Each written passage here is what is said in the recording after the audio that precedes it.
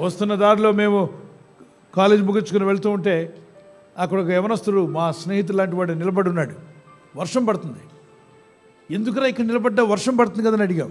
కోడిపుంజో కోడిపెట్ట తడిసిపోయినప్పుడు ఎలా ఉంటుంది, వణిగిపోతూ నిలబడుతుంది. అక్కడ నిలబడ్డాడు.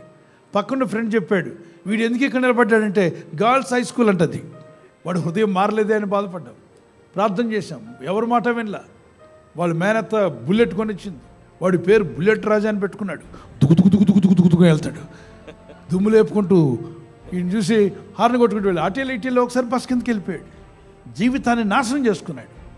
మీ పిల్లలకు బైకులు కొనిచ్చే ముందు భక్తినివ్వండి. వాళ్ళకి భక్తిపరుడైతే వాడికి బైక్ ఇచ్చినా భద్రంగా ఇంటికి వస్తాడు, బతుకును కాపాడుకుంటాడు, ఇతరులకు మేలు చేస్తాడు. భక్తిని ఇవ్వకుండా బైక్ని ఇచ్చామనుకో బతుకు బస్టాండ్ చేసుకుంటాడు, అసలు బతుకునే ముగించుకుని వెళ్ళిపోయే అవకాశం ఉంది. దేవుని బిడ్డలారా, పిల్లలకు భక్తినివ్వండి.